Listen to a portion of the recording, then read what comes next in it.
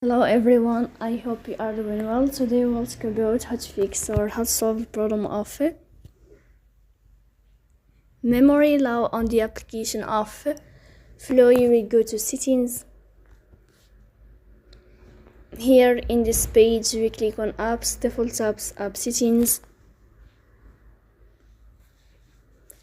In this page you will search about the application of Flow and you will enter.